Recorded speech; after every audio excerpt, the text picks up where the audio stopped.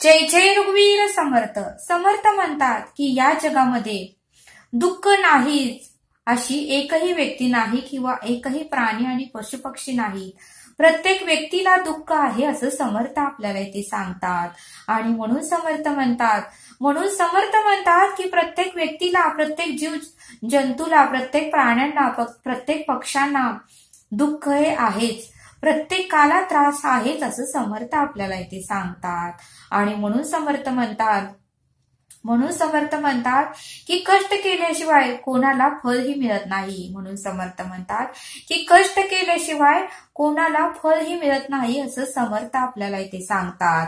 आणि म्हणून समर्थ म्हणतात की ज्यावेळेस मुंगी इकडं तिकडे धावते, ज्यावेळेस इकडं तिकडे पळते, त्यावेळेस तिला एखादा साखरेचा कण तिला मिळतो, एखादा तांदळाचा कण तिला मिळतो आणि मग तिला आनंद होतो. बघा म्हटले समर्थ, म्हणजे त्या मुंगीलाही आपल्या पोटासाठी इकडं तिकडं धावपळ करावीच लागते.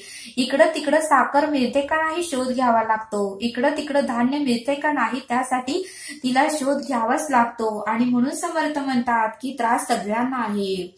समर्थ म्हणतात की साप सुद्धा भूक लागले की आपल्या बिळातून बाहेर येतो आणि शिकारीचा शोध घेतो. काही आपल्याला खायला मिळतंय का नाही बघतो. बघा म्हटले समर्थ, सापाला सुद्धा त्या बिळातून बाहेर यावंच लागतं. त्यालाही त्या बिळामध्ये आयतं कोणीही आणून देतच नाही. आणि मग त्या सापाला ज्यावेळेस तो साप त्या बिळातून बाहेर येतो, इकडं तिकडं शोध घेतो आणि मग त्याला काहीतरी पोटाला खायला मिळतं असं समर्थ आपल्याला इथे सांगतात. समर्थ म्हणतात की चिमण्या आणि पक्षी ज्यावेळेस उजळतं म्हणजे सकाळ होती, त्यावेळेस त्यांना आपल्या पोटासाठीही घरट्यातून इकडच्या झाडावरून तिकडच्या झाडावर जावं लागतं. कुठे काय खायला मिळते का नाही त्याचा शोध घ्यावा लागतो. त्या चिमण्यांना, त्या पक्ष्यांनाही घरट्यामध्ये कोणीही आणून आयतं देत नाही. त्या चिमण्यांनाही उडत इकडं तिकडं पाहावंच लागतं. इकडं तिकडं त्या झाडावर फांद्यांवर बसून इकडं तिकडं काही खायला मिळते का नाही याचा शोध घ्यावाच लागतो. वाघ सिंहांना सुद्धा जंगलामध्ये भटकती करावी लागते. कुठं आपल्याला शिकार मिळते का नाही याचा शोध घ्यावा लागतो. आणि म्हणून समर्थ म्हणतात की या जगामध्ये कोणालाही सुख नाही, सर्वांना दुःख आहेच म्हटले. मनुष्यालाही आहे आणि या धर्तीवर ज्यांनी जन्म घेतला आहे त्या सर्वांना त्रास, वेदना आणि दुःख आहे असं समर्थ आपल्याला इथे सांगतात. आणि समर्थ म्हणतात की कष्ट केल्याशिवाय कोणालाही फळ मिळत नाही, हेही तितकंच खरं आहे असं समर्थ आपल्याला इथे सांगतात. आणि म्हणून समर्थ म्हणतात की आपणही आपलं अस्तित्व निर्माण करण्याचा प्रयत्न केला पाहिजे असं समर्थ आपल्याला इथे सांगतात. समर्थ म्हणतात की समुद्रात पाणी आहे म्हणून समुद्राचे अस्तित्व आहे. समर्थ म्हणतात समुद्र हा अथांग आहे, समुद्रात पाणी भरपूर आहे म्हणून समुद्राचे अस्तित्व आहे असं समर्थ आपल्याला इथे सांगतात. समर्थ म्हणतात की शेतीमध्ये भरपूर पीक आहे म्हणून शेतीचं अस्तित्व आहे. शेतीमध्ये भरपूर पीक आहे म्हणून शेतीचं अस्तित्व आहे असं समर्थ आपल्याला इथे सांगतात. आणि समर्थ म्हणतात की जंगलामध्ये प्राणी आहे म्हणून जंगलाचे अस्तित्व आहे. म्हणून समर्थ म्हणतात की जंगलामध्ये पाणी आहे म्हणून जंगलाचे अस्तित्व आहे असं समर्थ आपल्याला इथे सांगतात. आणि नदीमध्येही समर्थ म्हणतात की नदीमध्येही गोड पाणी आहे म्हणून नदीचं अस्तित्व आहे असं समर्थ आपल्याला इथे सांगतात. आणि म्हणून समर्थ म्हणतात की आपलंही थोडंसं का होईना, छोटंसं का होईना अस्तित्व पाहिजे तसं समर्थ आपल्याला इथे सांगतात. आणि म्हणून समर्थ म्हणतात की आपलं अस्तित्व निर्माण करण्यासाठी आपल्याला त्रास हा होणारच आहे, आपल्याला दुःख होणारच आहे, आपल्याला वेदनेतून जावंच लागणार आहे असं समर्थ आपल्याला इथे सांगतात. त्यासाठी समर्थ आपल्याला एक बोध देतात. एका गावामध्ये एक साधू राहत होता. आणि हा साधू जेव्हा नाचायचा तेव्हा मात्र गावामध्ये पाऊस पडायचा. गावकरी सुद्धा साधूवर खूप खुश झाले. गावकरी सुद्धा त्या साधूवर मात्र खूप खुश झाले. आणि जेव्हा गावकऱ्यांना जेव्हा जेव्हा मात्र गावकऱ्यांना आपल्या गावामध्ये पाऊस पडावा असे वाटायचे, जेव्हा मात्र गावकरी लोकांना आपल्या गावामध्ये पाऊस पडावा असे वाटायचे, तेव्हा मात्र त्या साधूला ते गावकरी लोक नाचायला लावायचे. तेव्हा मात्र त्या साधूला गावकरी लोक नाचायला लावायचे आणि साधू नाचत असताना पाऊस पडायचा. साधू ज्यावेळेस नाचायचे त्यावेळेस पाऊस हा नक्की पडत होता. मग एके दिवशी मात्र त्या गावामध्ये 4 तरुण आले. एके दिवशी त्या गावामध्ये 4 तरुण आले आणि गावकऱ्यांनी त्या तरुणांना त्या साधूचा चमत्कार सांगितला. गावकऱ्यांनीही त्या तरुणांना साधूचा चमत्कार सांगितला आणि मग त्या मुलांना यावर विश्वासच बसत नव्हता. मग त्या 4ही मुलांना यावर विश्वासच बसत नव्हता. त्यानंतर मात्र गावकरी त्या मुलांना घेऊन साधूकडे गेले. त्यानंतर मात्र गावकरी त्या मुलांना घेऊन साधूकडे गेले आणि साधूंना मुलं म्हणायला लागले की हे अशक्य आहे, हे शक्यच नाही असं त्या साधूंना ते मुलं म्हणू लागले. आणि त्यावेळेस ती मुलं म्हणाली, आज आम्ही नाचतो. त्यावेळेस ती 4ही मुलं म्हणाली की आज आम्ही नाचतो आणि आमच्या नाचण्याने पाऊस पडतोय का नाही ते आम्ही पाहतो. आज आम्ही नाचतो आणि आमच्या नाचण्याने पाऊस पडतोय का नाही ते पाहतो. आणि एक एक करून प्रत्येकाने नाचण्यास सुरुवात केली. पहिल्या मुलाने 10 मिनिटं नाचायला सुरुवात केली, परंतु पाऊस पडला नाही. त्यावेळेस दुसरा मुलगा आला, त्यानेही अर्धा तास नाचायला सुरुवात केली, तरीही पाऊस पडला नाही. आणि बाकीच्या दोघांनीही नाचायला सुरुवात केली, तरीही पाऊस पडला नाही.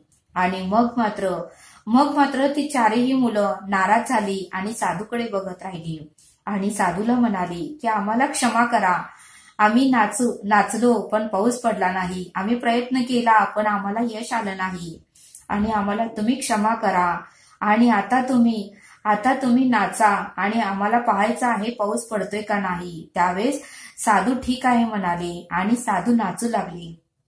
त्यावेळेस मात्र त्या 4 मुलांचं ऐकून साधू ठीक आहे म्हणाले आणि साधू नाचू लागले. साधूनेही 2 तास नाचायला सुरुवात केली. 2 तास झाले साधू नाचत होते पण पाऊस काय पडतच नव्हता. आणि मग साधू नाचत नाचत संध्याकाळ झाली आणि अचानक मात्र ढग गरजू लागले, ढग वाजू लागले आणि थोड्याच वेळात मात्र पाऊस पडू लागला. आणि हे पाहून मुलांना आश्चर्य वाटले. हे सर्व पाहून मुलांना आश्चर्य वाटले आणि पाऊस मात्र धोधो पडू लागला. पाऊस मात्र संध्याकाळी धोधो पडू लागला आणि हे पाहून त्या 4 मुलांनाही आश्चर्य वाटलं. आणि त्यावेळेस त्या 4 मुलांनीही या चमत्कार मागचे कारण त्या साधूंना विचारले. त्या साधूंना म्हणाले की आम्हाला याचं कारण सांगा, आम्हीही प्रयत्न केला पण पाऊस आला नाही, पण तुम्ही ज्यावेळेस नाचला त्यावेळेस मात्र पाऊस धोधो आला, याचं कारण तुम्ही आम्हाला सांगा असं ती 4 साधूला म्हणाली. त्यावेळेस ते साधू म्हणाले या गावकऱ्यांचा माझ्यावर अतूट विश्वास आहे. पहिली गोष्ट म्हणजे या गावकऱ्यांचा माझ्यावर अतूट विश्वास आहे आणि माझा विश्वास माझ्या परमेश्वरावर आहे आणि माझा विश्वास माझ्या देवावर आहे.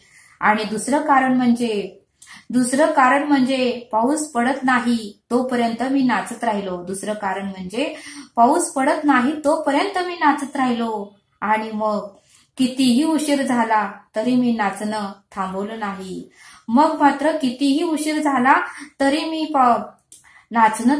नाही. आणि म्हणूनच पाऊस पडला, कारण माझा स्वतःवर विश्वास होता, माझा विश्वास माझ्या परमेश्वरावर होता. आणि म्हणून साधू त्या 4घांनाही म्हणाले की जेव्हा तुम्ही एखादे नवीन काम सुरू करता, ते साधू त्या 4 मुलांना म्हणाले जेव्हा तुम्ही एखादे नवीन काम सुरू करता तेव्हा अनेक वेळा अपयशी येतं. त्यावेळेस अपयशी आपल्या पदरात येतं आणि त्या अपयशामुळे तुम्ही काम करण्याचं बंद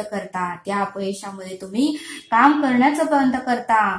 आणि त्यावेळेस ते साधू म्हणाले काही लोक यश प्राप्त होत नाही तोपर्यंत प्रयत्न करतात. या उलट मात्र काही लोक यश प्राप्त होत नाही तोपर्यंत प्रयत्न करतात. आणि त्यावेळेस साधू म्हणाले की अपयशाला घाबरू नका. त्यावेळेस त्या चौघांना साधू म्हणाले की अपयशाला घाबरू नका. उलट त्यामधून यशस्वी होण्यासाठी आपण आणखी काय करावे याचा शोध घेतला पाहिजे. उलट त्यामधून यशस्वी होण्यासाठी आपण आणखी काय करावे याचा शोध घेतला पाहिजे आणि स्वतःवर पूर्ण विश्वास आपण ठेवला पाहिजे. मग अशक्य ही गोष्ट शक्य होते असं साधूंनी त्या चौघांना सांगितलं.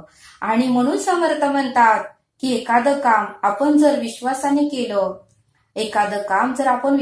केलं, आपला स्वतःवर विश्वास असेल तर अशक्य गोष्ट ही शक्य होते. आणि म्हणून समर्थ म्हणतात की कोणतंही काम करताना तुम्ही घाबरू नका, सतत प्रयत्न करा, त्याला तुम्हाला यश हे नक्कीच मिळेल असं समर्थांनी आपल्याला इथे सांगितलं. समर्थ आपल्याला एक श्लोक देतात. करेना करेना करेना ढरेना ढरेना ढरे संशयोही ढरेना गरेना गरेना अहंता गरेना बरे आ करेना मिळेना मिळेना. या श्लोकाचा अर्थ समर्थ सांगतात की अहंपणाने आत्मरूप कळून येत नाही. अहंपणाने म्हणजे अहंकाराने आत्मरूप कळून येत नाही. पण ते अडळ आहे, अखंड आहे, सर्वव्यापी आहे. जोपर्यंत मनातील सर्व संशयाचे निराकरण होत नाही तोपर्यंत देहाभिमान म्हणजे देहातला अभिमान समूळ उच्चाटन होत नाही. तोपर्यंत कितीही प्रयत्न केला तरी आत्मवस्तू हाती येत नाही. कोणी अहंता तशीच ठेवून हट्टाने नाना प्रकारे निजरूप जगण्याचा प्रयत्न केला, तरी ते त्यांना जाणीव होतच नाही. असा या श्लोकाचा अर्थ समर्थांनी आपल्याला इथे समजावून सांगितला. तरी आता आपण येथेच थांबूया. भेटूया पुढील भागात. धन्यवाद. जय सद्गुरू.